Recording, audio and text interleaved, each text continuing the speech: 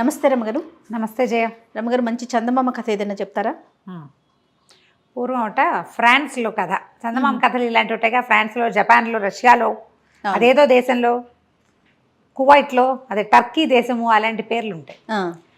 ఇద్దరు అంటే చాలామంది జమీందారులు ఉండి చక్రవర్తికి అనుగుణంగా పనిచేసేవాళ్ళు. కొంచెం పక్కపక్క గ్రామాలకి జమీందారులుగా ఉన్న ఇద్దరు జమీందారుల ఇళ్లలో ఒకేసారి మగపిల్లలు పుట్టారు. మరి పక్కవేం కాదు, ఒక మాదిరి దూరం ఉంది. అయితే ఏదో సందర్భంలో వీళ్ళిద్దరు జమీందారు ఇద్దరు కలుసుకుని నాకు అబ్బాయి పుట్టాడు అని చెప్పుకున్నారు. మీ అబ్బాయి ఏ రోజు పుట్టాడంటే ఫలానా రోజు 11వ తారీఖు ఆదివారం అంటే నాకు అబ్బాయి 11వ రోజు ఆదివారమే పుట్టాడు. మీ అబ్బాయికి పేరేం పెట్టావు, మీ అబ్బాయి ఎలా ఉన్నాడంటే మా అబ్బాయి తెల్లగా బొద్దుగా బాగున్నాడు అని ఈయనో పేరు ఆయనో పేరు చెప్పారు. అమీస్, అమిల్. ఒకడు అమిస్, ఒకటి రెండో వాడు అమిల్. బాగున్నాయిగా. అబ్బా భలే తమాషాగా మనం పేర్లు కూడా ఒకటే పెట్టాం అని మాట్లాడుకున్నారు. తర్వాత 4 ఏళ్లకో 5 ఏళ్లకో 3-4 ఏళ్లకి మళ్ళీ ఓసారి కుటుంబాలతో సహా కలుసుకున్నారు. తీరా చూద్దురు కదా, ఈ అమిస్ అమిలు దాదాపుగా కమల పిల్లలల్లే ఉన్నారు. ఒకే ఎత్తు, ఒకే రంగు, నీలం రంగు కంటిపాపలు. గబాలు చూస్తే ఒకటే రకం బట్టలేస్తే ఒకటే అనుకుంటాం. ఓకే. ఆ కవల పిల్లల్లాగా ఉండేసరికి ఇదేదో అపూర్వ సహోదరులు, ఎక్కడో ఒక తల్లి గర్భవాసాన్ని పుట్టవలసింది, భగవంతుడు ఇట్లా 2 గర్భాల్లో పడేశాడని వీళ్ళిద్దరూ, ఆ తండ్రులిద్దరూ ఒకే దేవాలయంలో ప్రార్థనలు కూడా చేశారు సంతానం కోసం. దేవుడు ఇట్లా వీళ్ళని సెపరేట్ చేశాడు, వీళ్ళని ఇట్లా మనం కలిపి ఉంచాలని వాళ్ళిద్దరిని ఒకే గురుగారి దగ్గరికి పంపారు. వాళ్ళిద్దరూ అమిత గాఢమైన ప్రాణ స్నేహితులుగా మారారు. ఒకళ్ళని చూస్తే రెండో వాళ్ళని చూడక్కర్లా. పెద్దవాళ్ళు అయ్యాక వీళ్ళు ఏం చేశారు, చక్రవర్తి దగ్గర ఉద్యోగాల్లో చేరారు. జమీందారుల పిల్లలు చక్రవర్తిని సేవించడం ఆ రోజుల్లో ఉండేది. ఇవి జమీందారులు అంటే వీళ్ళకేం పడిపోదు బోల్డంతా, ఏదో చిన్న గ్రామము, కొంచెం నడుస్తూ ఉంటుందన్నమాట. ఇలా చక్రవర్తి దగ్గర ఉన్న వాళ్ళు వెళ్ళి అక్కడ పెద్ద పెద్ద అధికారులుగా అయ్యి సంపాదించుకుని మళ్ళీ తమ గ్రామాలకి కొంత వయసు వచ్చాక 40-45 దాటాక ఇంకా ఉండేవాళ్ళు కాదు, సేవలో ఉంచుకునే వాళ్ళు కాదు. ఇప్పుడు మన ఎయిర్ ఫోర్స్ వాటిలలో ఎలాగా ఏజ్ దాటాక ఉంచరు, అట్లా యుక్త వయసు రాగానే 20 ఏళ్ళు వచ్చేసరికల్లా చక్రవర్తి సేవలో చేరిపోయారు ఇద్దరు. చేరితే అమీస్కి ఒక అమ్మాయిని ప్రేమించాడు. అమీస్ ఒక దూర బంధువుల అమ్మాయి, ఓ జమీందారు కూతురి, చాలా బాగుంది అమ్మాయి, ప్రేమలో పడ్డాడు. సరే వరించి తనంతట తను పెళ్లి చేసుకున్నాడు. ఆ అమ్మాయికి ఏం పెద్ద వరణ లేదు, ఏమీ లేదు. మొగుడంటే ఒక చిన్న చూపు కూడా ఉండేది. దాని తోడు ఈ అమిలు ఇద్దరు గాఢ స్నేహంగా ఉండటం, కలిసి తినటం, కలిసి ఉండటం, కలిసి చేయటం ఇతను చూస్తే అయిష్టంగా ఉండేది.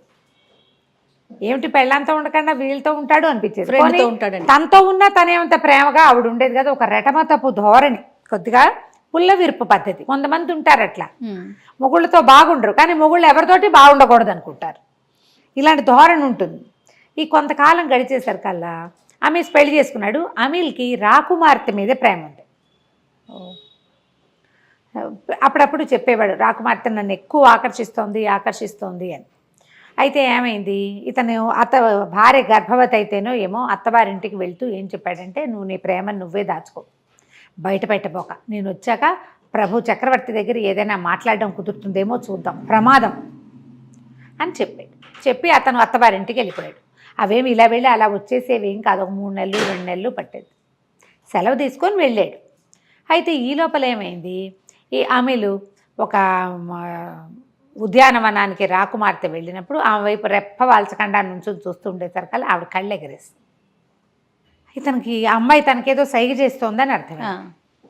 అయితే అమ్మాయి ఏం చేస్తుందంటే ఒక ఉత్తరం రాసి ఫలానా చోట కలుసుకుందాని రమ్మ, నువ్వంటే నాకు కూడా ఇష్టం అని చెప్పింది. వీళ్ళిద్దరూ రహస్యంగా కలుసుకోవటం మొదలుపెట్టారు. రాకుమార్తె అమిల్ కలుసుకుంటుంటే ఏమైంది, ఒక ఉద్యోగి ఒకడు ఇది చూసేసి చక్రవర్తికి ఫిర్యాదు చేశాడు, ఇతను రాకుమార్తెని కలుస్తున్నాడు అని. అట్లా కలవకూడదు, అవన్నీ చేయడానికి వీల్లేదు, ప్రేమల్లో గీమల్లో ఉండటానికి వీల్లేదు.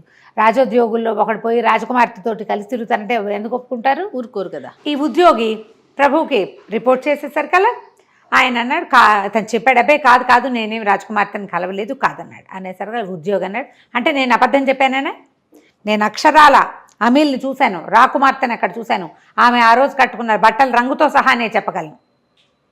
రాజకుమార్తె రోజు బట్టలు ఇది ఉంటుంది ఆవిడికి ప్రోటోకాల్, అవును అని ప్రూవ్ అయితే ఉన్నట్టే.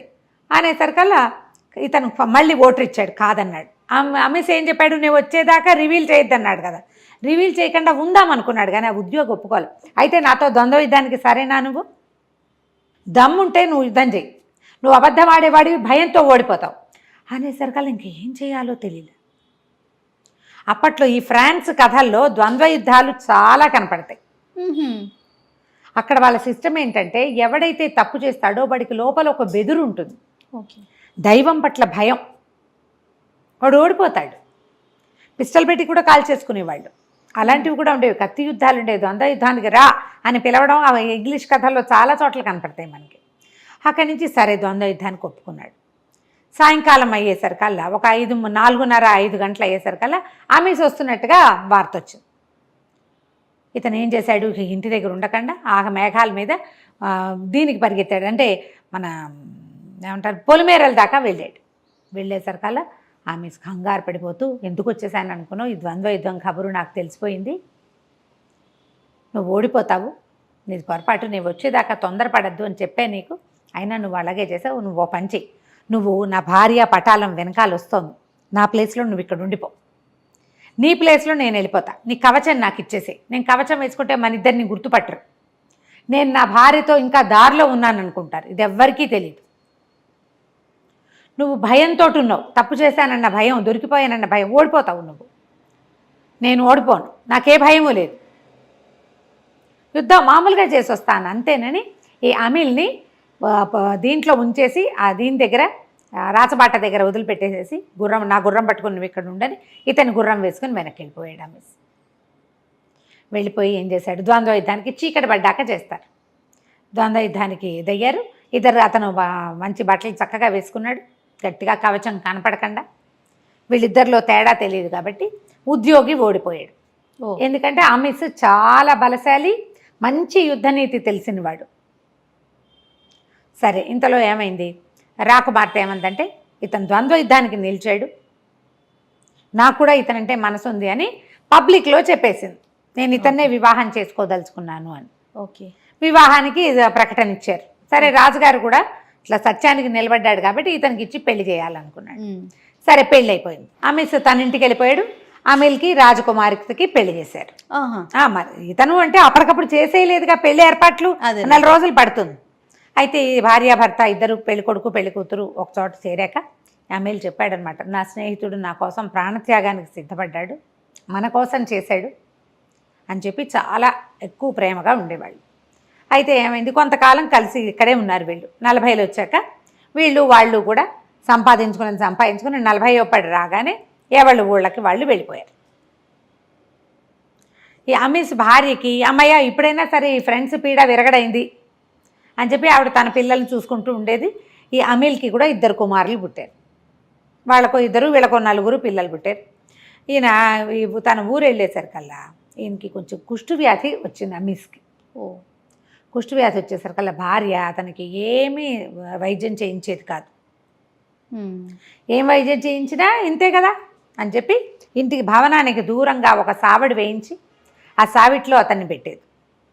పెడితే ఇతను ఏమన్నాడు, ఉంటా నేను ఇక్కడే, వేళ పట్టున నాకు ఆహారం ఇచ్చి వేళకి నాకు సపర్యలు కనుక చేస్తే ఉన్నన్నాళ్ళు నేను హాయిగా సంతోషంగా ఉంటాను కదా అంటే, సపర్యలు ఎవడు చేస్తాడు, నీకు అన్నం పెట్టడమే ఎక్కువ అనేది పిల్ల. బతుకున్నంతకాలం బతుకుంటాడని పిల్లల్ని కూడా అతని దగ్గరికి వెళ్ళనిచ్చేది కాదు. అంటుకుంటుందని పిల్లలు భయపడతారు. రెండోది ఆవిడకి అలా భర్తతో స్నేహంగా ఉండే తీరే లేదు. పోతే పోతాడు, ఇంత జమీ ఉంది, సంపాదించుకొచ్చాడు, అందుకంటే ఏం కావాలి జీవితానికి, ఇలాంటి వాళ్ళని చూడం మనం ఇప్పుడు కూడా చూస్తాం గారు. ఇతను ఇలా ఉండగా ఏమనుకున్నాడంటే, ఇక ఆయనకి ఎవ్వరూ మనుషులు కనపడక, అయిన వాళ్ళు కనపడక, స్నేహానికి ప్రాణం ఇచ్చే మనిషి స్నేహితుడు దూరం అయిపోయాడు. అతను ఊరు అతను వెళ్ళిపోయాడు.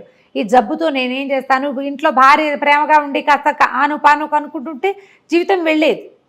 దాంతో ఏమన్నాడు ఆ పనిచేసే కుర్రాళ్ళని, అరే బాబు మీరు నాకేమీ చేయొద్దురా, మళ్ళీ ఆవిడ పెట్టేది కూడా పంపించకండి, తీసుకురాపోకండి, నన్ను మోసుకెళ్ళండి చాలు. వీళ్ళకి ఏంటంటే ఉద్యోగులకి జమీల్లో సొంతానికి కొన్ని ఎకరాల పొలాలు ఇస్తారు. వాళ్ళ పొలం నెల జీతం హడావిడేం ఉండదు వాళ్ళకి. ఆ పొలాలు వాళ్ళు సాగు చేసుకుంటూ ఉంటారు. ఆ పొలం మీద వచ్చే హైవేజ్ వాళ్ళకి వెళ్ళిపోతుంది, వీళ్ళు ఇక్కడ పనిచేస్తారు. నెల జీతాలు అవి కాదు. అట్లా ఈ పొలం ఎకరాలు రాయబడి ఉన్న ఇద్దరు పనివాళ్ళు ఈయన మంచం మోసుకుని అమీల్ వాళ్ళ ఇంటికి తీసుకెళ్ళటానికి ఒప్పుకున్నారు. ఈయన మధ్యదారిలో ఏం చేస్తాడు, ఈయన దగ్గర డబ్బులు లేవు, భార్య అతనికి డబ్బు ఇవ్వదు, ఆహారం ఇవ్వదు, అడుక్కుంటూ ముష్టెత్తుకుంటూ పాపం అలా ఎలాగో ఆ 4 కార్ల మంచం మీద పడుకుని కొన్ని రోజులకి ఎప్పటికో అమీల్ వాళ్ళ ఊరు చేరేసరికి అమీల్ ఆశ్చర్యపడి, ఇంత జబ్బు చేసిందా, కాళ్ళు చేతులు ఇట్లా తినేసి ఉన్నాయి నీకు, అయ్యో ఎలా ఉంటావు, నువ్వు ఎక్కడికి వెళ్ళొద్దు, ఆవిడ సరిగ్గా చూడకపోతే నువ్వు ఇక్కడే ఉండు నా దగ్గరే అని చెప్పి అతనికి వెంటనే ఒక వైద్యుడిని పిలిపించి ఆ వ్రణాలన్నీ శుభ్రంగా దగ్గరుండి కడిగించి కట్లు కట్టించి శుభ్రంగా కడుపు నిండా ఆహారం పెట్టి ఆ పని వాళ్ళు ఇద్దరిని ఒరే మీరు ఇక్కడ ఉంటారా వెళ్ళిపోతారా అన్నాడు. వెళ్ళిపోతామంటే వాళ్ళకి డబ్బు ఇచ్చి పంపించేసాడు. నా దగ్గర పని వాళ్ళు ఉన్నారు, మా ఊళ్ళో సేవ చేసేందుకు మనుషులు తక్కువ లేరు, ఇంకో 10 రూపాయలు ఎక్కువ ఇచ్చి చేయిస్తానని, అయినా నా స్నేహితుడికి నేను స్వయంగా చేసుకుంటా, నా కోసం ప్రాణం ఇవ్వడానికి సిద్ధపడ్డాడు. ఒకవేళ అప్పుడు ద్వంద్వ యుద్ధంలో ఓడిపోయి ఉంటే చచ్చిపోయేవాడు కదా, అంతేగా, ఎంతో బాగా జాగ్రత్తగా చూసుకునేవాడు. సరే వీళ్ళిద్దరూ స్నేహంగా కొద్ది రోజులు ఉన్నాక ఒకనాటి రాత్రి అమీస్కి ఒక కల వచ్చింది. ఒక దేవదూత కనపడింది కల్లో. తెల్లవారుజామున 5:30, 5:30 కాసేపట్లో మెలకు వస్తుంది అనగా ఒక దేవదూత పెద్దగా ఎత్తుగా, ఆ ప్రాంతాల్లో దేవదూతలు కనపడ్డాలి, ఏంజల్స్ ఎక్కువ కనిపిస్తాయి.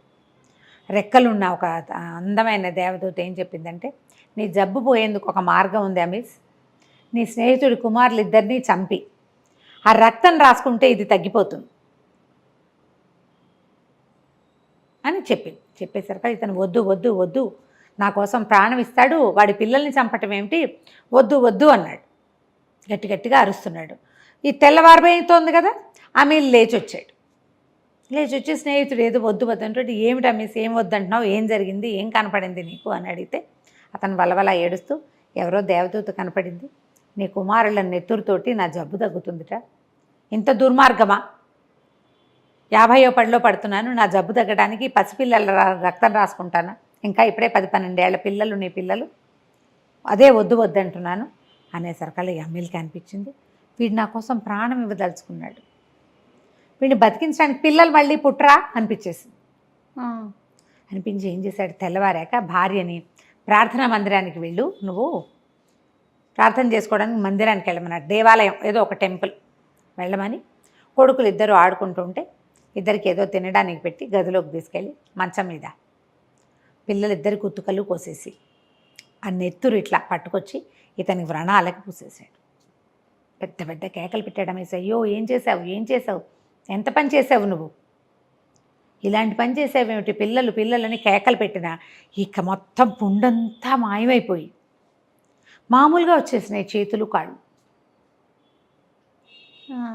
పద నా భార్యను కలుసుకుందామని చెప్పి ఇతను వెంబడి పెట్టుకుని ప్రార్థనా మందిరం దగ్గరికి వెళ్ళాడు. మామూలుగా నడిచొస్తున్న అమీస్ని చూసి ఆశ్చర్యపోయింది రాజకుమార్తె. ఎట్లా నడుస్తున్నాడు, ఏం జరిగింది, ఇలాంటి మిరకిల్ ఎలా జరిగింది అని సంతోషంగా అడిగింది. తన భర్తకి ప్రాణదాత అన్న ప్రీతి ఉంది, ప్రాణ స్నేహితుడు. అడిగేసరికల్లా అమీల్ చెప్పాడు, దేవదూత కల్లో కనపడి చెప్పింది, పిల్లల నెత్తురుతోటి రాస్తే తగ్గిపోతుందని, నేను ఆ పని చేశాను నా స్నేహితుడిని రక్షించుకోవడానికి అనేసరికల్లా ఆవిడ దుఃఖంతో కుమిలిపోయింది. నన్ను ఎందుకు పంపించేసావు, నన్ను కూడా అక్కడే ఉండనిస్తే నేను కూడా చేసేదాన్ని కదా, ఇతను నీ ప్రాణదాత, నిన్ను బతికిచ్చినవాడు, ఏం చేస్తాం, అతని కోసం ఏదైనా చేసేవాళ్ళం, నన్ను ఎందుకు పంపించేసావు, పిల్లల్ని ఆఖరి చూపైనా చూసేదాన్ని కదా అన్నది. కానీ ఆ పిల్లల్ని తలుచుకొని పిచ్చి ఏడుపు వచ్చేస్తుంది ఆవిడికి. దుఃఖం అణుచుకుంటూ ప్రార్థన ముగించుకుని ముగ్గురు ఇంటికి వచ్చారు. ఇంటికి వస్తే ఆవిడ పిల్లల సేవలు మరి తర్వాత చేయాలా, కొంతమంది పని వాళ్ళందరినీ సిద్ధంగా ఉండమని ఈవిడ పిల్లలు డెడ్ బాడీస్ చూడడం కోసం గదిలోకి వెళ్ళింది. హాయిగా ఆడుతున్నారు ఇద్దరు మంచం మీద కూర్చొని. ఆమె నిర్ఘాంతపోయింది, పెద్దగా కేకలు పెట్టింది, అమీల్ చూడండి ఇక్కడ ఏం జరుగుతోందో అని. వాళ్ళు పరిగెత్తుకొచ్చేసరికల్లా మెడ మీద ఇద్దరికి ఇట్లా ఎర్రటి చార్లు ఉన్నాయి తప్ప పిల్లలు శుభ్రంగా బతికే ఉన్నారు. ఆ దేవదూత వీళ్ళ స్నేహాన్ని పరీక్షించడం కోసం ఇలాంటిది పెట్టింది. అది చాలా ప్రచారమైందట. స్నేహితుడి కోసం ప్రాణం ఇచ్చేవాడికి భగవంతుడు ప్రాణం పోస్తాడు, వాళ్ళ నమ్మకం అన్నమాట అది. ఈ రోజుల్లో జరుగుతాయో జరగవో, కానీ నిజంగా అంత పని చేయటం. మొదట అతను తనకి పెళ్ళయింది, ప్రేమించి పెళ్లి చేసుకున్న భార్య ఉంది, అయినా కూడా స్నేహితుడి ప్రాణం పోతుందేమో అని ఆ యుద్ధానికి సిద్ధపడి వెళ్ళాడు. తన పిల్లల్ని వదిలిపెట్టుకుని అయినా సరే స్నేహితుడిని రక్షించాలనుకున్నాడు రెండువాడు.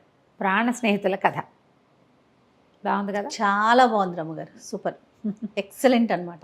చందమామ కథలు బాగుంటాయి. స్నేహం విలువ చెప్పే కథ కదండి. అవును. నమస్తే రమ్మగారు. నమస్తే జయ. నమస్తే రమ్మగారు. నమస్తే జయ. ఏదైనా మంచి స్టోరీ చెప్తారా? బుక్ ఫెయిర్కి వెళ్ళాం కదా. అవునండి. బుక్ ఫెయిర్లో సిల్లంగేరి కథలు అని ఒక పుస్తకం పట్టుకొచ్చాను. ఇవి చందమామలో వచ్చినట్టు జ్ఞాపకం నాకు. బాగుంటాయి చిట్టి కథలు, చాలా ఇంట్రెస్టింగ్గా ఉంటాయి. కొన్ని కథలు ఇవి మనకు తెలిసిన సంఘటనే అనిపిస్తుంది కూడా, అంత క్లోజ్గా అనిపిస్తాయి. సిల్లంగేరి జమీందార్ గారికి ఒక నమ్మకస్తుడు, ఎవరైనా వ్యవహారాలు చూసేందుకు ఒక మనిషి కావాలట. ఆయన బాగా ఆలోచించి వాళ్ళని వెళ్ళి ఎంక్వైరీ చేసి ఇద్దరిని సెలెక్ట్ చేశాడు. కొంతమంది బహుశా దరఖాస్తులు పెట్టుకుని ఉంటారు. అప్పుడు చెప్తే ఇప్పుడు మేము చూడగలం అని చెప్తారు కదా, ఈవెంట్ మేనేజ్మెంట్ లాగా ఆఫీస్ మేనేజర్స్. ఓకే, సరే అయితే ఈయన ఏం చేశాడు, ఇద్దరిని సెలెక్ట్ చేశాడు. పేర్లు కొంచెం అటు ఇటుగా చెప్తాను, ఖచ్చితంగా పేర్లు గుర్తులేవు నాకు. పర్వాలేదండి, మాకు స్టోరీ ఇంపార్టెంట్ మీది. అయితే ఈ శంకరయ్య కనకయ్య అని ఇద్దరిని సెలెక్ట్ చేసుకున్నారు. ఆయన ఏం చేశారంటే వాళ్ళని తన దగ్గర పిలిచి వాళ్ళ సందర్భాలన్నీ కనుక్కొని, సామాన్యమైన కుటుంబాల వాళ్ళు, కొంచెం బుద్ధిమంతులు. సరే ఇద్దరికి చెరుకో గేదె, చెరుకో 10 కోళ్ళు 500 రూపాయలు ఇచ్చారు. 10 కోళ్ళు 500 బాగుంది ఇచ్చి 6 నెలలు ఉంచుకోండి. 6 నెలలు సద్వినియోగం చేయండి వీటిని. 6 నెలల తర్వాత నా గేదె, నా కోళ్ళు, నా డబ్బులు నాకు ఇచ్చేయాలి. ఓకే, 3 ఇచ్చేసేయాలి నాకు. ఈ 6 నెలలు వీటిని మీరు సద్వినియోగం చేసుకోండి. బాగుంది అని చెప్పి ఇచ్చారు. నైస్. సరేగా కాలం గడిచిపోయింది. 6 నెలలు గడిచినాయి. 6 నెలలు అయ్యాక ముందు మన జమీందార్ గారు శంకరయ్య వాళ్ళ ఇంటికి వెళ్ళారు. ఈయన వెళ్ళేసరికల్లా వాళ్ళది ఒక పురాతన పాత ఇల్లు, మరి ఒక పెద్ద రకపు గుడిసె అనమాట. బయట కొంచెం గిరండా ఉన్నాయి. ఓ గేదె పక్కన కట్టేసింది. ఏవో కోళ్ళు అటు ఇటు 1, 2 కనపడుతున్నాయి. పనివాడు ఒకడు పేడ తీసుకొచ్చి, అంటే గేదె తాలూకు పేడ చెత్త తీసుకొచ్చి అంతా ఊడ్చి అప్ప తీసుకెళ్ళి బయట రోడ్డు అవతల ఉన్న పెంట పోగులో పారేసి వస్తూ కనపడ్డాడు ఈయనకి. లోపలికి వెళ్ళాడు. లోపల వాళ్ళ ఆవిడ పిల్లల్ని ముగ్గురు పిల్లలు ఉన్నారు వాళ్ళకి. పిల్లల్ని చుట్టూతా పెట్టుకుని పిల్లల్ని ఆడించుకుంటారు. ఆవిడ మెడలో మంచి ఘనమైన వస్తువు ఒకటి కనపడుతుంది, ధగధగలాడుతూ కనపడుతుంటే రాజుగా జమీందార్ గారు లోపలికి వెళ్ళారు. ఏమయ్యా శంకరయ్య, ఏమిటి సంగతులు, ఏం చేసావు, ఏమిటి సందర్భం అని అడిగితే చాలా మొహమాట పడి, అయ్యా ఏం చేయనండి, ఆ గేదె పాలు ఏదో కాస్త తాగుతున్నారు పిల్లలు, వాళ్ళు సరదాగా బాగానే ఉంది. మరి మీరు ఇచ్చిన 500తో నేను ఎంత చెప్పినా వినలేదు. మా ఆవిడ నగ చేయించేసుకుందండి. 6 నెలల ఉన్ననాళ్ళైనా నన్ను నగ పెట్టుకొని ఇవ్వమని 500 పెట్టి నగ చేయించి మెడలో పెట్టుకుంది. మరి కోళ్ళేమో ఏవో గుడ్లు పెట్టి 1, 2 కొన్ని పిల్లలు అయ్యాయి అనుకోండి. మధ్యలో చుట్టాలు వచ్చారని ఒక 4 కోసేసామండి. ఒక 4-5 కోళ్ళు ఉన్నాయి. గుడ్లు ఎప్పటికప్పుడు పిల్లలకి అట్లు పోసి పెట్టేస్తుంది. 4-5 కోళ్ళు ఉన్నాయి. ఒకటి ఎరా తప్పి తగిలి పిచ్చుకలు పిల్లలు అయినవి ఏవో 1, 2 కొంచెం బక్కగా అక్కడ ఇక్కడ తిరుగుతున్నాయి. మరి మీరు ఇచ్చేయాలంటే ఆ 4-5 కోళ్ళనే ఇవ్వగలనండి, గేదెని ఇచ్చేస్తాను. బంగారం మా ఆవిడ మెడలో ఉన్న వస్తువుని అమ్మేసి మరి మీకు వెనక్కిస్తానండి అన్నాడు. ఈయన హతాశుడైపోయాడు. వీడేదో మేనేజ్మెంట్ చేస్తాడనుకుంటే వీడేం సద్వినియోగం చేసుకోవాలా. తనకు ఉచితార్థం వచ్చిన దాన్ని మనం ఉచితంగా వస్తే వెంటనే వాడేసుకున్నామనుకో, ఇంకేమిటి సద్వినియోగం అంటే ఖర్చు పెట్టుకోవటమా? ఖర్చు పెట్టుకోవటం సద్వినియోగం ఒకటి ఉంచుకోవాలా. వీడు లాభం లేదు. ఇక వాడే ముద్ర ఇచ్చాడు అని వాళ్ళ ఇంటికి వెళ్ళారు. వాళ్ళ ఇంటికి వెళ్ళేసరికల్లా వాళ్ళ ఆవిడ చీర పైకి ఎగ్గట్టుకుని పిడకలు కొడుతోంది. పిడకలు కొడుతోంది. అక్కడి నుంచి వాళ్ళ ఇల్లు వాకిలి బాగానే ఉన్నాయి. బోల్డ్ అన్ని కోళ్ళు ఇంకా తిరుగుతున్నాయి. కోడి పిల్లలు, ఓ తల్లి కోడి తిరుగుతోంది, అన్ని పిల్లలు అటు ఇటు తిరుగుతున్నాయి. కొన్నేమో గంప కింద ఏదో కిచకచకిచ శబ్దాలు వస్తున్నాయి. కోళ్ళని లోపల పెడితే ఒక సౌండ్ వస్తూ ఉంటుంది కదా ఎక్కువ ఉంటే. వెళ్తే దండం పెట్టాడు కనకయ్య గారు. సరే బాబు, ఏమిటి కనకయ్య, ఏం చేసావంటే, అయ్యా మీరు ఇచ్చిన డబ్బులు వస్తువుల వల్ల చాలా బాగుపడ్డామండి. అంతకుముందు ఆసరా లేకుండా ఉన్నాం. అదే మరి మీరు ఇచ్చిన 500 నుండి చుట్టుపక్కల రైతులకు అప్పులు ఇచ్చాను, వడ్డీ వెనకేసుకున్నానండి, మీ డబ్బులు మీకు ఇచ్చేయగలను. 500ని ఎంతమందికి అప్పిచ్చాడు ఆయన? 50 రూపాయలకి రూపాయి వడ్డీ చొప్పున ఇచ్చిన 6 నెలలకి ఒక్కొక్క చోట నుంచి డబ్బు వస్తుందా? అదే కదా. ఇచ్చానండి. అక్కడి నుంచి గేదె రోజు పాడేముకున్నాం. గేదె పోషణకు సరిపడా ఉండి మేము ఇంట్లో కాసిన పాలు పెరుగు తాగలిగి 10 రూపాయలు వచ్చినాయండి. దాని మీద కూడా కోళ్ళని గుడ్లని పొదగేసాం. 100 కోళ్ళు అయ్యాయండి. కోళ్ళు బోళ్ళు పిల్లలు పెడతాయి కదా. అవును. సరే 100 కోళ్ళు అయ్యాయి. మీ 10 కోళ్ళు మీకు ఇచ్చేయగలం. ఏమో మరి ఇంత బాగుపడ్డావు, మీ ఆవిడ పేడతో పిడకలు కొడుతోంది, మెళ్ళో బంగారం గీకారం ఏమీ చేయలేదంటే, అబ్బే లేదండి, మా ఆవిడ ఇల్లు వాకిలి లేకుండా మనకు బంగారం ఎందుకంది, కాస్త డబ్బులు వెనకేసాం కదండి, మీ దయ వల్ల కోళ్ళు మిగిలిపోతాయి కదా, వాటితోటి తత్మా మెల్లిగా ఇల్లు వాకిలి ఏర్పరచుకున్నాక అప్పుడు బంగారం చేయించుకుంటామండి. మరి డబ్బులు కనపడతాయి కదా, మీ ఆవిడ పిడకలు ఎందుకు కొడుతోంది అన్నాడు ఆయన. అదేముందండి, వస్తువు వృధా చేయకూడదు కదా, పిడకలు పొయ్యిలోకి వస్తాయి, మన పొయ్యి సరిపడా పోగా దానిలో పెట్టుకోగా మిగిలిన 4 పిడకలు పైకి వేసుకుంటే పైనుంచి ఇంకేదైనా వస్తువు అదనంగా వస్తుంది. ఎవరికైనా పిడకలు ఇస్తే వాళ్ళ ఇంట్లో ఉన్న మినపప్పు కందిపప్పు వస్తుంది, ఖర్చుకు సరిపోతుంది కదా, ఊరికే ఖాళీగా కూర్చోటం ఎందుకండి, పాలేడని పెట్టుకోలేదా నువ్వు అన్నాడు. ఇంతోటి ఓగేదే 4 కోళ్ళకి పాలేరు ఎందుకండి, మేమిద్దరం ఉన్నాం కదా అన్నాడు. అనేసరికి రాజుకు భలే నచ్చింది. వెంటనే కనుక ఏం చేశాడు, గేదెని తీసుకొచ్చి వాకిట్లో నుంచో పెట్టేశాడు. 10 కోళ్ళని ఒక గంపకెత్తిచ్చి ఇదిగోండి మీ 10 కోళ్ళు అని చేతిలో పెట్టాడు. 500 ఇచ్చేశాడు. బాబా.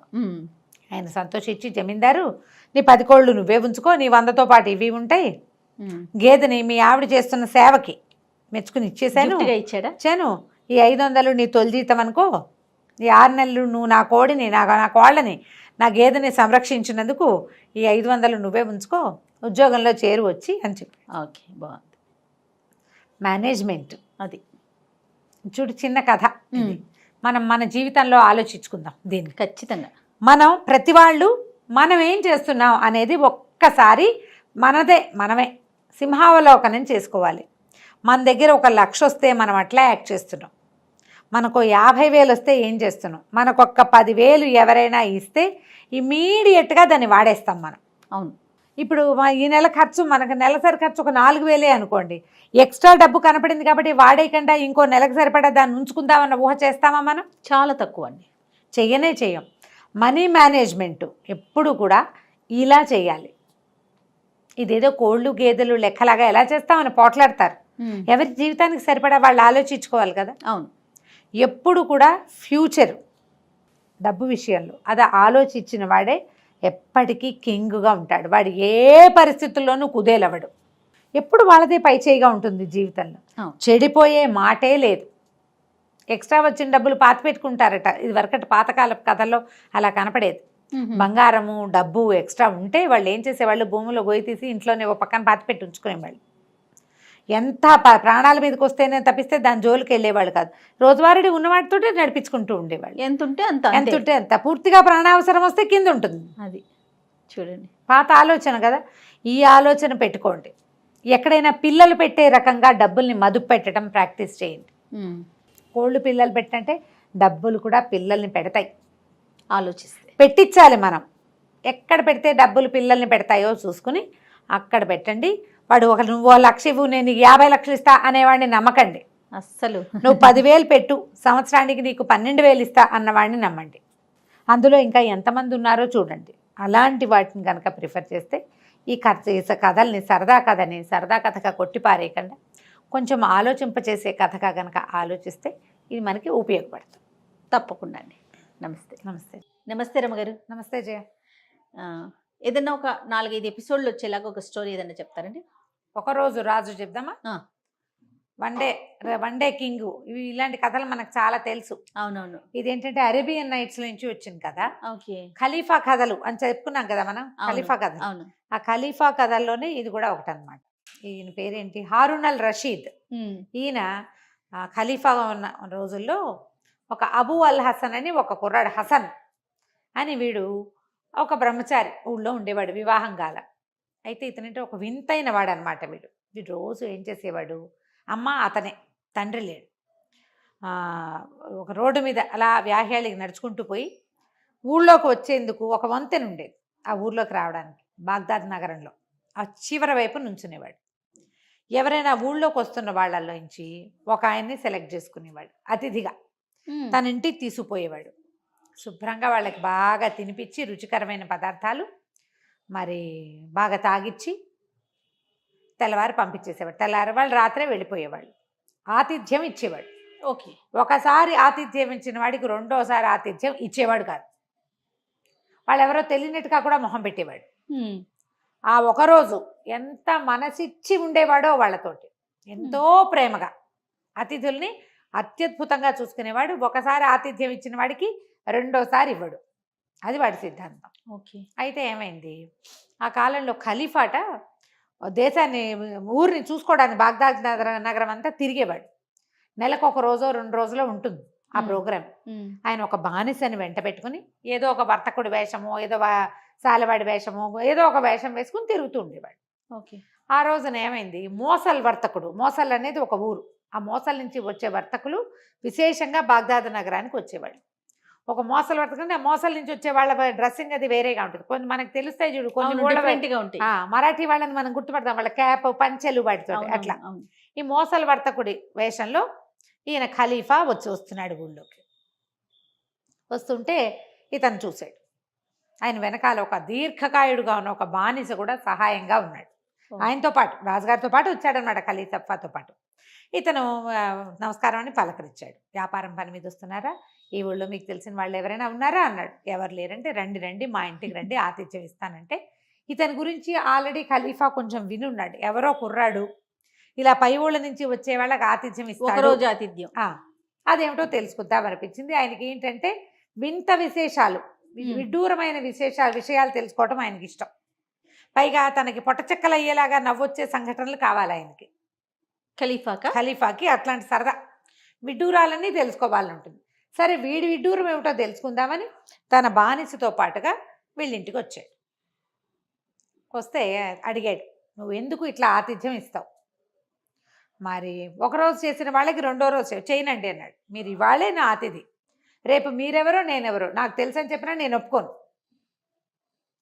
ఖలీఫా ఆశ్చర్యపడి, అదేమిటి నువ్వు ఒకరోజు భోజనం పెట్టావు, తాగిచ్చావు, మాకు ఏదో మత్తు పదార్థం తాగాం, నువ్వు నేను స్నేహితులంగా? అవునండి, షార్ట్ ఫ్రెండ్షిప్, అదే నాకు ఇష్టం. ఎందుకు చెప్పు అని ఖలీఫా చాలా అతన్ని బలవంతం చేశాడు. చేస్తే ఏం చెప్పాడంటే, మా నాన్న చాలా సంపాదించాడండి, మనం ఈ పుటక పుట్టిన ముందుకు ప్రతిరోజు ఒక అతిథికి భోజనం పెట్టాలి, అది మా నియమం. ప్రతిరోజు ఎవరో ఒకళ్ళకి. నాకు బోళ్ళంత మంది స్నేహితులు ఉండేవాళ్ళు. అయితే మా నాన్న చాలా ఆస్తి ఇచ్చి మరణించాడు, నేను ఒక్కడనే పిల్లాడిని. మరేమోను బోళ్ళంత ఆస్తి ఉంది కదా అని కొంత సగం ఆస్తిని నేను వస్తు రూపంలోకి మార్చేశాను. పెద్ద ఇల్లు, ఇంట్లోకి సామాన్లు అన్నీ కొన్నా, ఇల్లంతా గ్రాండ్గా అలంకరించా. మిగిలిన డబ్బులన్నీ నేను డబ్బులుగా ఉంచుకుని స్నేహితులతో చాలా జల్సాలు చేశాను. చాలా సరదాగా రోజు కొత్త కొత్త చోట్లకి వాళ్ళని తీసుకెళ్ళా, కొత్త ఆహార పదార్థాలు పెట్టించి అక్రమంగా నా డబ్బంతా అయిపోయింది. డబ్బు అయిపోయాక ఇంకా నా స్నేహితులు నాతో పాటు తిన్న వాళ్ళంతా కూడా ఒక్కడు కూడా నాతో ఫ్రెండ్లీగా లేడు. నేను కనపడితే నా ఆతిథ్యం తీసుకోవడానికి కూడా వాళ్ళు నేను డబ్బు అడుగుతానేమోనని పారిపోవటం మొదలుపెట్టారు. చాలాసార్లు ఇలా అయ్యిందండి. నాకు అర్థమైంది, స్నేహాలు ఏవి సరైనవి కాదు. చిన్నప్పటి నుంచి నాతో స్నేహితులుగా ఉండి నేను పెట్టింది తిని నేను ఎక్కడికి పిలిస్తే అక్కడికి వచ్చి ఎంజాయ్ చేసిన వాళ్ళు ఎవ్వరూ నా స్నేహాన్ని నిలబెట్టుకోలేం. అందుకని ఈ సుదీర్ఘ స్నేహాల కంటే షార్ట్ ఫ్రెండ్షిప్స్, చిన్న స్నేహాలు మంచిదని నాకు అర్థమైంది. ఆ తర్వాత ఏదో వ్యాపారం చిన్నది చేసుకుంటున్నాను అనుకోండి, నా వ్యాపారం నేను చేసుకుంటున్నా, పెద్దది కాదు, డబ్బంతా పోగొట్టుకున్నా కదా, అందుకని నాకు ఆతిథ్యం ఇవ్వడం నా నియమం.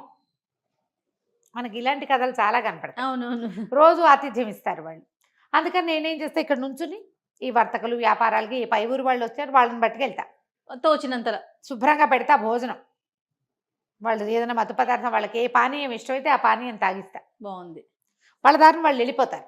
నేను మళ్ళీ వాళ్ళతో ఫ్రెండ్షిప్ చేయను. నాకు ఈ షార్ట్ టర్మ్ ఫ్రెండ్షిప్పే నాకు చాలా నచ్చింది. ఇది నా నియమం. బాగుందిగా. ఇల్లు చేరారు. అక్కడి నుంచి వాళ్ళ అమ్మ చక్కగా రుచికరమైన మంచి పదార్థాలు చాలా బాగా వండింది, బాతు మాంసాలు అవి ఇవి. కూర్చుని శుభ్రంగా తిన్నారు. ఈ దీర్ఘకాయుడిగా ఉన్న బానిసను కూడా మేపారు. వాడు పక్కన కూర్చుని ఉన్నాడు. అక్కడి నుంచి ఆయన అన్నాడు, వర్తకుడు రూపంలో ఉన్నాడు కదా ఖలీఫా, నువ్వు ఇంత బాగా భోజనం పెట్టావు, నీకేం కావాలో అడుగు. ఖలీఫాలాగా అడుగుతున్నాను అనుకోకు, ఖలీఫాని కాకపోయినా ఖలీఫా అంత వాడినే నేను. ఓకే, నీకు ఏది కావాలో అది నేను చేస్తా అంటే, అబ్బెబ్బే నాకేం లేవండి అన్నాడు. ఆయన ఇంకా ఇంకా ఇంకా ఇంకా అడుగుతుంటే ఏమన్నాడు, నాకు కూడా ఒక కోరిక ఉందండి, ఒక పిచ్చి కోరిక అనుకోండి. ఖలీఫా కనుక కుదిరితే నన్ను ఒక్కరోజు ఖలీఫా చేయమని అడుగుతా. అప్పుడు ఏం చేస్తానంటే ఇప్పుడు ఈ మొత్తం బాగ్దాద్ నగరాన్ని 4 భాగాలుగా విభజించారు. 4 భాగాలకి 4 అధిపతులు ఉంటారు. నగరాధిపతులు. 4 ముక్కలు చేశారు. ఒక్కో ముక్కకి ఒక నగరాధిపతి ఉంటాడు. మా ప్రాంతానికి వచ్చే నగరాధిపతి పరమ దుర్మార్గుడు. నగరాధిపతులు మంచివాళ్ళైతేనే నగరం బాగుంటుంది. బాగుంటుంది. వీడేం చేస్తాడంటే జనాల తాలూకు లూప్ హోల్స్ పట్టుకుంటాడు. వాళ్ళని బెదిరించి డబ్బు గుంచుతాడు. వీళ్ళ దగ్గర ఒక పేడిమూతి వాడు ఒకడు, ఇంకోడు ఇద్దరున్నారు. వీళ్ళు ముగ్గురు కలిసి మర్యాదస్తులైన ఆడవాళ్ళ విషయాలు బయట పెడతారు. వాళ్ళని బ్లాక్మెయిల్ చేస్తారు, ఇబ్బంది పెడుతున్నారు. ఓకే. మతాన్ని సీరియస్గా ఫాలో అయ్యే వాళ్ళని బాధ పెడతారు. నాకు గనక అవకాశం దొరికి నేను ఒక్కరోజు రాజు అయ్యానా, మా ఇంటికి నాకేం రూపాయి ఎక్కర్లా, రాజు అవ్వాలి అంతే. అయితే వీళ్ళ ముగ్గురిని కొరతే ఇస్తా, వాళ్ళ శవాల్ని కందకంలోకి ఈడిపిస్తా. అలా చేయాలనుంది నాకు. నేను రాజునైపోతే వీళ్ళంతు తెలుస్తా అని పక్కపక్క నవ్వాడు. నవ్వి, మీరు భలేవారు, నేను ఏదో చెప్పా, ఇంకా నయం, ఈ పిచ్చి ప్రేలాపన ఎవరికి చెప్పకండి అన్నాడు. అన్నాక ఇద్దరు కలిసి కూర్చుని ద్రాక్షారసం తాగటం మొదలుపెట్టారు. తాగుతుంటే ఏం చెప్పాడంటే, మీరు కనుక మెలకొచ్చి వెళ్దామనిపిస్తే వెళ్ళిపోండి బయటికి, మీ దారిని మీరు. వాకిలి తలుపు వేయటం మాత్రం మర్చిపోబోకండి. తలుపేసేసి వెళ్ళిపోండి, మీ బానిసని తీసుకుని మీ దారిని మీరు అన్నాడు. బానిస కనిపెట్టు కూర్చున్నాడు. ఖలీఫా తాగుతున్నారు, ఈ అబూ హసన్ కూడా తాగటం మొదలుపెట్టాడు. ఇద్దరు కలిసి తాగుతుంటే ఈయన ఏం చేశాడు, మధ్యలో అతను చూడకుండా అతని పానీయంలో ఒక మత్తు పదార్థం కలిపేశారు ఖలీఫా. హసన్ కాస్త ఆ పానీయం తాగేసి ఒళ్ళెరక్కుండా పడిపోయాడు. తల్లి లోపల జనానాలో ఉంటుంది, ఆవిడ ఇట్లా బయటికి రాదు కదా. ఈ ముందు రూముల్లో ఉన్నారు వీళ్ళు. అక్కడి నుంచి బానిసని ఖలీఫా ఏమన్నాడంటే, వీడిని భుజాన వేసుకో, తీసుకుపోదాం, ఈ ఇల్లు గుర్తుపెట్టుకో, నువ్వు మళ్ళీ నా ఆజ్ఞ చొప్పున ఇక్కడికి రావాల్సి ఉంటుంది అని చెప్పి భుజాన వేసుకుని వాకిలి తలుపు వేయకుండా వెళ్ళిపోయారు. వాళ్ళ అమ్మ ఏమనుకుందంటే, పిల్లాడు తెగదాగేసి వాళ్ళతో కలిసి పోయాడు, తలుపు వేయకుండా పోయాడు అనుకుంది. ఎత్తు తీసుకుపోయాక ఒక రహస్య ద్వారం గుండా ఖలీఫా అంతఃపురంలోకి వెళ్ళిపోయాక అక్కడ లోపల ఉంటారు కదా ఈ అంతఃపురంలో వాళ్ళు, అరే వీడి బట్టలు మార్చేసేయండి, నేను రాత్రిపూట ఏ బట్టలు వేసుకుంటానో ఆ బట్టలు వేయండి, తెల్లవారేసరికల్లా వీడే మీ ఖలీఫా. వాడు నేను ఖలీఫా కానేమోనని అనిపించకూడదు, వాడికి నాకేమేమి సేవలు చేస్తారో, నాతో ఎలా ఉంటారో అలాగే ఉండాలి. వాడి ఆజ్ఞకి భిన్నంగా ఎవరు ప్రవర్తించినా నా కొడుకైనా సరే ఉరి తీస్తా. ఖలీఫా డిట్టో డిట్టో. ఓకే, బాగుంది అని చేయమన్నాడు. చేయమనేసరికి సరే ఒప్పుకున్నారు. మొత్తం బట్టలన్నీ మార్చేశారు, సమస్తమైనవి. జనానాలో ఒక 5-6 అంతఃపుర దాసులు ఉంటారు. అందరూ చుట్టూతా కూర్చుని ఉన్నారు. అతను నిద్ర లేచేసరికల్లా సరే అంతా ఫుల్ సెటప్ చేసేసారు. వాడి చెప్పులతో సహా మార్చి పారేశారు. పొద్దున్నే ఆయన వేసుకోవడానికి చెప్పులు కూడా అక్కడ పెట్టారు. ఈయన ఏం చేశాడు, పక్కన అంతఃపురంలో పక్కన ఇంకొక తెరల అవతల ఇంకో పడక ఏర్పాటు చేయించుకుని ఆయన అక్కడ పడుకున్నాడు. తెల్లవారుజామునే పావుతొక్క వైద్యకోపంలో ప్రార్థన చేస్తారు. ఖలీఫా అంటే వీళ్ళు ముస్లిమ్స్ అని తెలిసింది కదా మనకి. ఆ పొద్దున్నే చేయవలసిన ప్రార్థన ఉంటుంది కదా, ఆ ప్రార్థన వేళకి కొంచెం ముందే నిద్ర లేపారు. నిద్ర లేపితే వీళ్ళు లేచి చూసుకున్నాడు, నిర్ఘాంతపోయాడు. ఇదేమిటి, నేను ఇక్కడ ఉన్నాను, వాళ్ళు తలుపేయడం మర్చిపోయాడు ఆ వర్తకుడు, నేను ఎక్కడికో నడుచుకుంటూ వచ్చేసానా, ఎవరింటికో వెళ్ళిపోయానా అనుకున్నాడు. చూస్తే బట్టలు ఏంటో వింతగా ఉన్నాయి, పాల నురుగు లాంటి పక్క, ఏమిటో వాయిద్యాలు, చుట్టూతా ఆడవాళ్ళు, గందరగోళంగా ఉంది. ఖలీఫాకి జయం అంటున్నారు మధ్య మధ్యలో వాళ్ళు. వాడు నిర్ఘాంతపడు, ఓరి నా అమ్మ కొడుకు అని చెప్పుకుంటాడనమాట. నేను ఖలీఫానేమిట్రా, నీ ముద్ద నువ్వెవడివిరా అంటే తమరు ఖలీఫాయే అంటాడు. నిద్ర లేచి చూసుకున్నాడు. వీడు నిర్ఘాంతపోవటం, చేతులు గిల్లుకోవటం, ఓ బానిసని దగ్గరికి పిలిచి నా వేలు కొరుకు అని వేలు కొరికించుకుంటాడు. అయ్యి బాబోయ్ అనుకుని, ఇదేమిటి నేను ఇక్కడ ఎలా ఉన్నాను, నేను ఖలీఫా ఎలా అయిపోతాను, నేను అబూ అల్ హసన్ అంటారు, కాదు మీరు ఖలీఫాయేనని చెప్తారు వాళ్ళు. అక్కడి నుంచి చెప్పులు తెచ్చి పెడతారు. ఆ చెప్పులు చూస్తే అదేమో మేలిమి ముత్యాలు కుట్టున్నాయి చెప్పులు నింట, ముఖమలు చెప్పులు. ఆ చెప్పుల్లో కాళ్ళు పెట్టడానికి కూడా వాడు బోళ్ళంత విన్యాసం. వీళ్ళంతా పగలబడి లోపల నవ్వొస్తుంటుంది, వాళ్ళు నవ్వు బిగబెట్టుకుంటారు. ఆ తెరల అవతలు ఉన్న ఖలీఫా ఇదంతా చూస్తూ ఆయన విరగబడి నవ్వుకుంటూ ఉంటాడు, ఎంజాయ్ చేస్తున్నాడు ఆయన. వీడు నేను ఖలీఫాని కానుగాక కానంటాడు కానీ ఇంకేం చేయాలో తెలియదు. అక్కడి నుంచి జఫరు మస్రూఫో ఏదో తమాషా పేరు, మసూర్, వాళ్ళిద్దరు సార్. జఫర్ అని ఆయనేమో ఖలీఫా తాలూకు మంత్రి, మసూర్ ఏమో ఆయన కత్తి పుచ్చుకునే అంగరక్షక దళం మొదటివాడనమాట. ఆ కత్తి పుచ్చుకుంటాడు. వాళ్ళు కూడా వచ్చేస్తారు, సంగీతాలు పాడుతూ ఉంటారు, అంతా గందరగోళంగా నిద్ర లేపుతారు. ప్రార్థన సమయం అయిపోతుంది, ఎవరైనా పొద్దున్నే లేచి ప్రార్థన చేయవలసిందే. అవును. సరే లేవదీస్తారు, శుభ్రంగా స్నానం చేయిస్తారు. మంచి ఆ బట్టలు చూస్తే ఖలీఫా బట్టలు తెలిసిపోతున్నాయి, నువ్వు ప్రత్యేకమైన బట్టలు, చీనాంబరాలు. సరే బట్టలు వేసుకుంటాడు. ఖలీఫా ఎలా అయిపోయాను నేను? అబూ అల్ హసన్ నుంచి ఆ వర్తకుడు తలిపేయటం మర్చిపోతే నేను ఎక్కడికో నడిచి వచ్చి స్వర్గంలోకి వచ్చేసాను అనుకుంటాడు. ఇతను ఏం చేశాడో మనం వచ్చే భాగంలో తెలుసుకుందాం. భలే ఇంట్రెస్టింగ్ గా ఉందండి. బాగుంటుంది. నమస్తే రమ్మగారు. నమస్తే. నమస్తే రమ్మగారు. నమస్తే చేయ. రమ్మగారు, ఏదైనా ఒక మంచి స్టోరీ. చందమామ కథ చెప్తాం. అలాగే. ఒక ఊళ్ళో భార్య భర్త కాస్త పెద్దవాళ్ళు. ఊళ్ళో ఏదో చిన్న వ్యవసాయం ఉంది. 3 అబ్బాయిలు వాళ్ళకి. అయితే ఒక పట్టణానికి ఆనుకునే ఉన్న పల్లెటూరు. సాధారణంగా అట్లా ఉంటే పిల్లలకు ఉద్యోగాలు వచ్చినా వాళ్ళు తిరుగుతూ ఉంటారు. అవును. తిరుపతి లాంటి ఊళ్ళలో అప్ అండ్ డౌన్ చేసి పల్లెటూళ్ళకి వెళ్ళే వాళ్ళు ఎంతమంది కనపడతారు. ఇప్పుడు మా చిట్టుగుడూరులో కూడా అంతే, పందరెళ్ళి బెజవాడెళ్ళి ఉద్యోగాలు చేయూరు పామర్రు వెళ్ళేవాళ్ళు. ఇది ఏముంది, బస్సు ఎక్కి వెళ్తాం, ఏదో బండి వేసుకెళ్తాం అలా భావిస్తారు. అవును. సహజంగా అంతే కదా. ఊళ్ళో అయితే ఏదో ఇంటద్దు ఉండదు, కరెంటు ఖర్చులు తక్కువగా ఉంటాయి, మరి కూర నార అన్నీ ఉంటాయి, ఫ్రెష్ పాలు, ఫ్రెష్ నీళ్లు, ఫ్రెష్ గాలి, ఎన్ని ఆలోచిస్తారు. పైగా అమ్మా నాన్న అలవాటైపోయిన ఇల్లు. ఇలా ఆలోచించుకుని ఈ పిల్లల్లో ఒక అబ్బాయి ఏమో కొంచెం టౌన్ దాకా వెళ్ళకుండానే ఓ పాల సంఘంలో ఉద్యోగం ఒకడికి, టౌన్లో ఊరి చివరి ఉద్యోగం ఇంకొకడికి, ఓ వ్యాపారస్తుడి దగ్గర హెల్పర్గా ఉన్నాడు ఇంకొకడు. ఓకే. 3 అబ్బాయిలకి పెళ్ళిళ్ళు చేశారు. ఒకళ్ళ తర్వాత ఒకళ్ళు కోడళ్ళు వచ్చారు. వరుసగా 3 కోడళ్ళు ఊళ్ళోనే ఉంటున్నారు. ఇల్లు పెద్దదే వాళ్ళది. ఇల్లు పెద్దది, ఎవరి గదులు వాళ్ళకు ఉన్నాయి. వంట కలిసి చేసుకోవాలి, కలిసి పనులు చేసుకోవాలి. మా అత్త మామ ఏం చేసేవాళ్ళు, ఇంట్లో సవరించడానికి ఆడపిల్లలు ఉన్నారు కదా కోడళ్ళు. సాయంకాలం 4 దాటంగానే మెల్లిగా ఇద్దరు లేచి ఫలహారం చేసి గుళ్ళోకి పోయేవాళ్ళు. గుళ్ళో సాయంకాలం దేవుడి దర్శనం చేసుకుని స్నేహితులతో వాళ్ళతో వెళ్తూ మాట్లాడుకుని పురాణ శ్రవణం చేసి హారతి అందుకుని 7 గంటలు దాటాక కొడుకులు కూడా అప్పుడే టౌన్ నుంచి పట్టణం నుంచి వస్తుంటే వాళ్ళ 3 కలిసి వీళ్ళిద్దరూ కూడా ఇంటికి నడిచి వచ్చేవాళ్ళు. చీకటి పడ్డాక పిల్లలు తోడొచ్చేవాళ్ళు అనమాట. అట్లా ప్రతిరోజు అత్తమామ వెళ్ళిపోయేవాళ్ళు. ఈ 3 కోడళ్ళకి సాయంత్రం ఏవో కొన్ని పనులు ఉంటాయి. ఆ పనులు అయిపోయాక ఇంకేముంది, అసమా ఓసమా కబుర్లు చెప్పుకుంటారు. అది పెద్ద పెరడు, విశాలమైన ఇల్లు, ఒక పెద్ద ప్రహరీ. దూరంగా వచ్చేవాళ్ళని చూసి వీళ్ళు మాటలు మానేసి పనిలో కూడా పడచ్చు. ఓకే. వీళ్ళు కబుర్లు చెప్పుకుంటున్న సంగతి పక్కింటి వాళ్ళకి గిక్కింటి వాళ్ళకి కూడా తెలియదు. ఇల్లు ఊళ్ళల్లో ఇల్లు పెద్ద పెద్దవి, అవును, దొడ్లు పెరళ్ళు విశాలమైనవి కదా.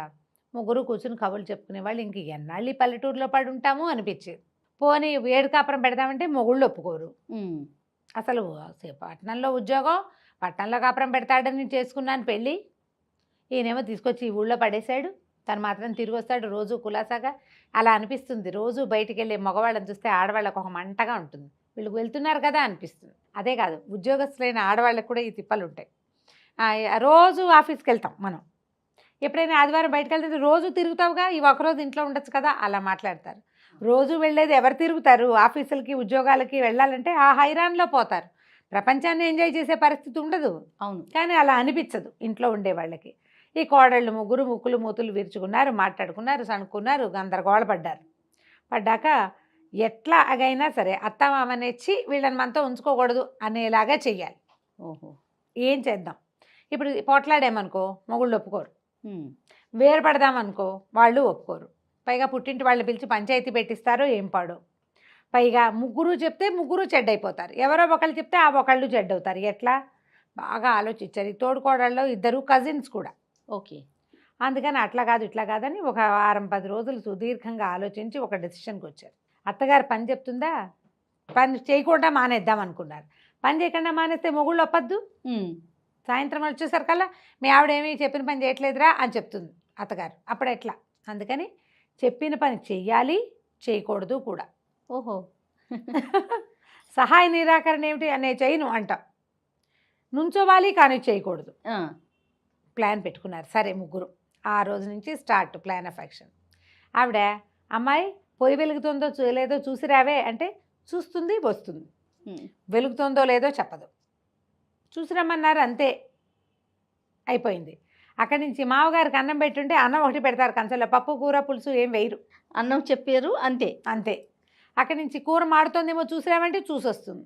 తిప్పటం గిప్పటం ఏమీ లేదు. అన్నం దించేవే ఉడికిపోయి ఉంటుందంటే అన్నం దించి పక్కన పెడుతుంది, పొయ్యి ఆర్పదు. అది కదా పద్ధతి. అన్నం దించి పక్కన పెట్టాక మిగిలిన కూరలు అన్నీ అయిపోతాయి, అన్నం తర్వాత వండుకుంటారు.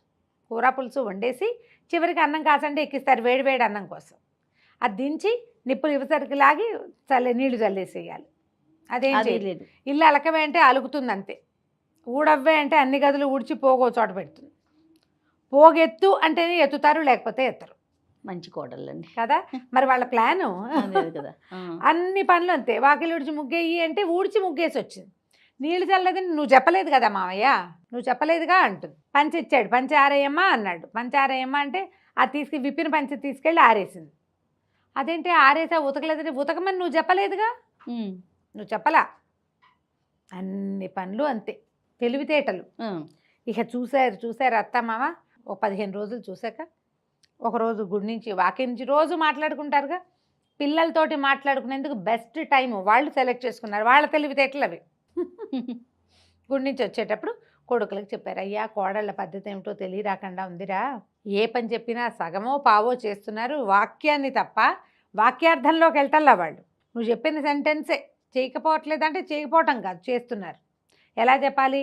బీరకాయ చెక్కు తీసి చిన్న ముక్కలు తరిగి కత్తిపీట పక్కకు పెట్టి అవన్నీ చెప్పాలి. ఎట్లా చెప్పగలుగుతారు? అమ్మాయి బీరకాయ తరుగు అంటారు, చెక్కు తీయి అది చెప్పాలా ఎవరైనా? చెక్కులు ఎత్తు కూడా చెప్పక్కర్లే, అవన్నీ చేసేయాలి. చేయటం లేదు, ఇట్లా చేస్తున్నారు, చాలా సతాయింపుగా ఉన్నారయ్యా, వాళ్ళకి ఇక్కడ ఉండటం ఇష్టం లేదల్లే ఉంది అని చెప్పారు. చెప్తే సరే అమ్మ ఒక 15-20 రోజులు ఆగు, చూద్దాం, మేము కూడా చూస్తామన్నారు. కానీ వీళ్ళు మొగుళ్ళతోటి చక్కగా ఉన్నారు. సరే వీళ్ళు ఏం చేశారు, ఒక 20 రోజులు గడిచేసరికి కల్లా సంక్రాంతి పండుగ వస్తుంది. పండగకి 10 రోజుల ముందే భర్త అడిగాడు పెద్ద కోడల్ని, ఏమే నీకేం కావాలి, నీకేదంటే ఇష్టం పండక్కి అన్నాడు. కంచిపట్టు చీరలు చాలా ఇష్టం, కంచిపట్టు చీర కొనండి అని ఊరుకున్నాడు. అక్కడి నుంచి రెండో కోడల్ని రెండో అబ్బాయి అడిగాడు. ఈవిడ ఎప్పటి నుంచో జత గాజులు చక్కగా వెడల్పాటివి చేయించుకోవాలని చాలా కోరిక, బంగారు గాజులు. బాగుంది సరేనన్నాడు. మూడో కోడలేమో చంద్రహారాలు చెప్పింది. తర్వాత ఆ అబ్బాయిలు మాట్లాడలా. వీళ్ళకి కోడళ్ళకి ఏమన్నది, అయ్యో కంచిపట్టు చీర చెప్పాను, ఏ రంగు తెచ్చేస్తాడో ఏమిటో, సరిగా రంగులు ఫలానా రంగులు కావాలని చెప్పాలి కదా, ఆవిడ అడగకుండా ఎట్లా చెప్తామని చూస్తున్నారు. ఏ రంగు ఫలానా రంగు అని చెప్పలేదు అని పెద్ద ఆవిడే. గాజుల్లో పలానా మిరియం, డబల్ మిరియం చేతే కావాలని చిన్నావిడే. అక్కడి నుంచి చంద్రహారాల్లో గుండ్రటివే, పెద్దవే, చిన్నవే, కోలవే. చంద్రహారాల్లో గుండ్రాలు ఉంటాయి, ఇట్లా ఉంటాయి. అవును. కొన్ని ఇలా కోలగా ఉన్న చంద్రహారం ఉంటుంది ఈ స్టైల్లో. అదో ఏదో చెప్పాలనుకుంది. అతను చెప్పనివ్వలే, వీళ్ళు చెప్పనివ్వలేదు. రోజులు గడిచాయి. భోగి పండగ వచ్చింది. పండగ రోజు భర్త ఏవో సామాన్లు తెచ్చి అందించాడు, లోపల పెట్టండి. ఇంకేనేమిది పట్టు చీరే తెచ్చాడు. ఊడదీసి చూడలే, బాక్సులు లోపల పెట్టారు.